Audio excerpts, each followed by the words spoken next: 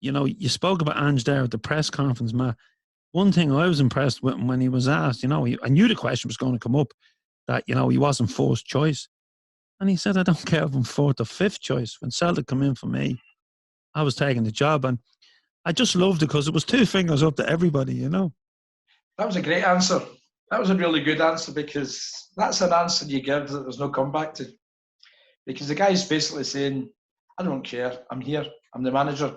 And if you're trying to make a wee point here, you know, that wasn't first choice, then, you know, your point has just evaporated, because I think he said if he'd been fifth choice, he didn't even know if he was fifth choice. So, no, so that was great. Again, it shows a bit of the guy's character, no messing about, straight in. And, you know, yeah, I think there are going to be some interesting press conferences coming up from now to next year.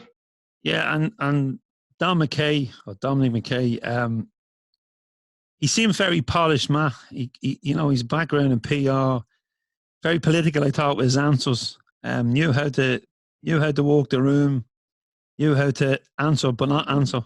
But you know, it's too early to you know, to draw any comparisons with the previous CEO. But like, hopefully he can bring some ideas from, you know, rugby, because he's done an amazing job with rugby, because, you know, rugby really grew over the last couple of years in Glasgow, because it's massive over here, but I could see it when we were going over there. And it's good to kind of have a fresh pair of hands and a fresh mind in the boardroom, because that boardroom is so stale. And I think we all saw that when, you know, every time Ian Bankier speaks, which is rare, but you do go, you know, like, back to the bank and, you know, the finance, because he's definitely not a football man.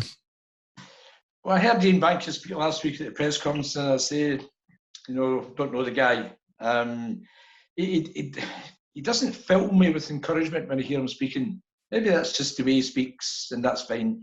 But yeah, Dom Mackay spoke very strongly, very encouraging about Celtic in the season ahead, and the aims of where we're going.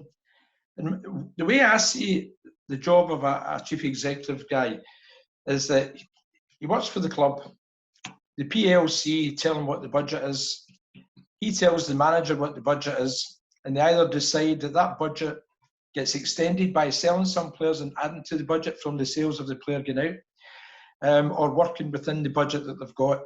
Now, any manager worth his salt must know the budget before he walks in. He must have a rough idea.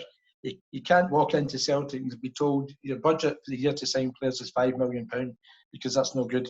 So he has to be given a rough ballpark figure. Of course, that budget goes up and down depending on the players that go out. So we've already, you know, brought in money from last season, and, you know, there's players' contracts who probably haven't been renewed this year, and loans that haven't been renewed. And Lee Griffiths has been given yet one other opportunity, which I'd suggest is his last opportunity, because last season we needed Lee to step up to the plate. And just going by what his former boss said, you know, Lee wasn't any good to us. So, you know, we have to take the personalities and the sentiment away and sort of say, what are you doing for us on the park? Because at the end of the season, if somebody else is running about your trophy, it's because we haven't done well enough. And that's the only thing I look at in football. What are you doing in this jersey, on the park? Are you fit? Are you good enough?